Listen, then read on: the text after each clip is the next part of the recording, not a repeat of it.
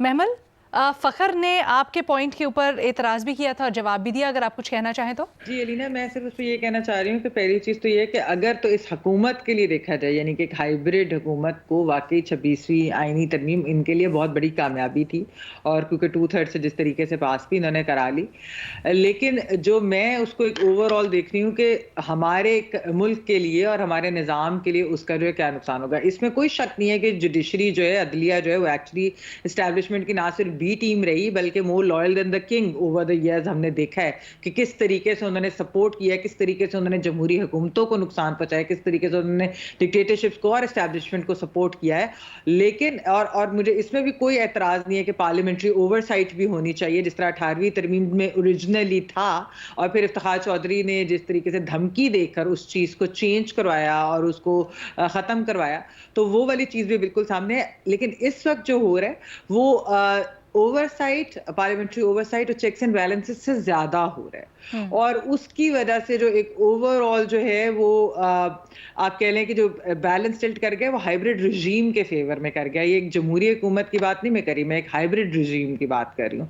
जब ये हाइब्रिड के हक में ये चीज जाती है तो ओवरऑल हमारे जो राइट्स हैं एज सिटीजन, एज जर्नलिस्ट भी और पाकिस्तानी सिटीजन, तो वो हमारे जो है वो डिस्टर्ब होते हैं। वो हमारे, अब आप इस वक्त देख ले टीका के थ्रू बाकी जो जिस तरह की लेजिस्लेशन आ रही है, फंडामेंटल फ्रीडम्स और ये सब कुछ जो है ना, इसको जिस तरीके से नुकसान पहुंचेगा और ग्रेजुअली ये सब कुछ हमारे हाथ से छोटा करेंगे अपना आर्गुमेंट। फ़खर बिल्कुल मुख्तसर। भट्टी साहब, ICU 1 सेकंड प्लीज। फ़खर, ये जो महमल बात कर रही है बिल्कुल दुरुस्त बात है। इसमें जो पार्लियामानी जो ओवरसाइट के हवाले से वो भी बिल्कुल दुरुस्त है, लेकिन मैं नहीं समझता कि इससे ये जो खासतौर के ऊपर जो 26वीं आईनी तरमीम है ये कोई अदलिया के ऊपर हमला है, नहीं, बल्कि ये जो हमेशा से मैं समझता हूँ कि ये ज़रूरत थी, ख़ासतौर के ऊपर जो जजेस की अपॉइंटमेंट के हवाले से भी हो। माजी में जिस तरह हमने देखा है कि सेम चैम्बर से जो है वो मुख्तलिफ पहले से ही प्लानिंग करके वो किया जाता था, तो ये एक ज़रूरत थी पहले से ही। और दूसरा जो पेंडेंसी के हवाले से भी ये ख़ासतौर के ऊपर अब देखें आप कि किस तरह से जो पेंडेंसी है उसका वो ख़त्म हो रहा है, तो ये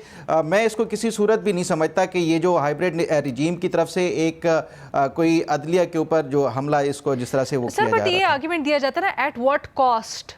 हर चीज़ में उसकी कॉस्ट बेनिफिट देखनी चाहिए। तो इस वक्त जिस तरह के फैसले आ रहे हैं, जिस तरह की जूरिस्प्रूडेंस आ रही है, जो मयार आ रहा है जुडिशरी में, इफ़ आई मे से सो, जजेस का भी, उसके ऊपर भी बहुत सारे तहफ़्फ़ुज़ात सवालिया निशान है। अलीना देखें, एक ही कानून होता है, एक ही शिक होती है, उसके ऊपर दो मुख्तलिफ वकला मुख्तलिफ आरा अपनी जो है वो अपनाते हैं। तो ये तो हमेशा से होता है, कोई कानून साजी हो, कोई आइन साजी हो या कोई फ़ैसला हो, उसके ऊपर हमेशा से मुतज़ाद आरा होती है। देखना यह है कि क्या दोनों आराएँ जो है वो खिलाफ आइन या खिलाफ कानून है। अदलिया का काम ये होता है। तो मैं नहीं समझता कि इसमें कोई ऐसी चीज़ है जिससे कोई खिलाफ आइन कोई ऐसी बात हो गई हो। अगर कोई ऐसी चीज़ हुई होती तो अब तक ये अदालत उसको उड़ा चुकी होती। आप कुछ कहना चाह रहे थे, प्लीज मुख्तसर। मैडम शेख, अभी मेरे भाई ने 26वीं आईनी तरमीम के फयाज़ व बरक़ात पेश की हैं और कहते हैं अदालत उड़ा चुकी होती। भाई अदालत, किस अदालत ने उसे उड़ाना है, पहली बात। दूसरी बात यह है कि आज एक कारकर्दगी पर रिपोर्ट, ट्रांसपेरेंसी इंटरनेशनल ने एक रिपोर्ट कार्ड इसका हुकूमत का बयान किया है, और इकोनॉमिस्ट जो यूनिट है, इंटेलिजेंस यूनिट, उसने जमहूरियत का किया है, फ्रीडम हाउस ने इन शहरी आज़ादियों का किया है, तो वो भी हमारे सामने रखिएगा। बात मैडम शेख मैं करना चाह रहा था, एक बहुत बड़ा झूठ बोला जा रहा है क्या? और मुसलसल झूठ बोला जा रहा है, और मैं भी उस झूठ की जद में आ गया था। वो झूठ ये है कि इन्होंने पाकिस्तान तहरीक इंसाफ की हुकूमत ने उधर से ला के अफगानियों को इधर बसाया। हाँ।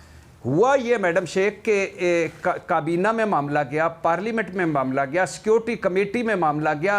80 लोग थे सिक्योरिटी कमेटी में, सिक्योरिटी उस कमेटी में जिसमें यह मामला डिस्कस हुआ।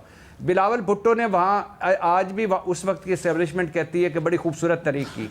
एक मोहसिन दावड़ साहब ने इसके अगेंस्ट बोले, बाकी सारे इसके हक में बोले, और अभी इम्प्लीमेंट करने का वक्त नहीं आया था।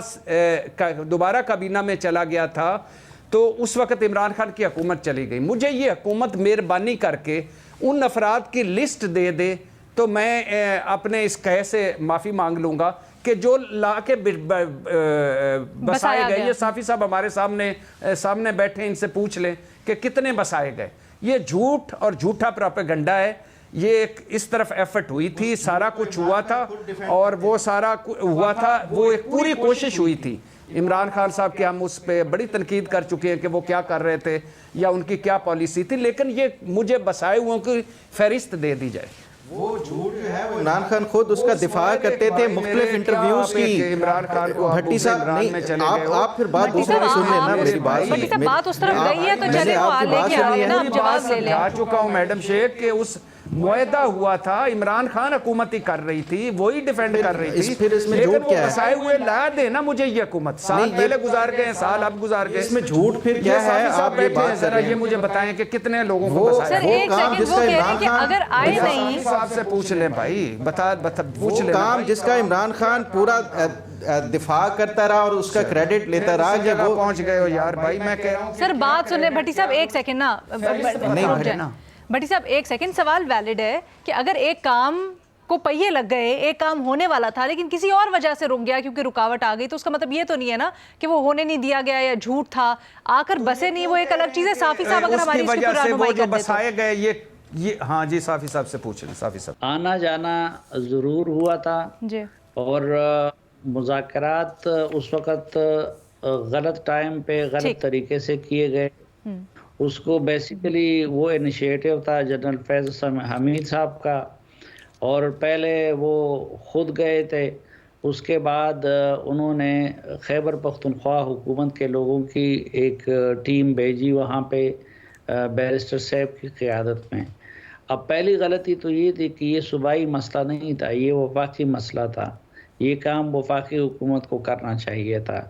دوسری بات یہ تھی کہ مذاکرات اگر کرنے تھے تو مذاکرات کے لیے ریلیونٹ لوگ چاہیے تھے جو صرف تصویریں نہ بنا رہے ہوں، لیکن جو چیزیں پھر ان کے ساتھ جو 1 مہینے کی جنگ بندی کے لیے جو وعدہ کیا گیا کہ اس میں اتنے لوگ ان کے چھوڑے جائیں گے، تو وہ لوگ ان کے نہیں چھوڑے گئے، اور اس لیے انہوں نے جنگ بندی ختم کرا دی 1 مہینے کے بعد۔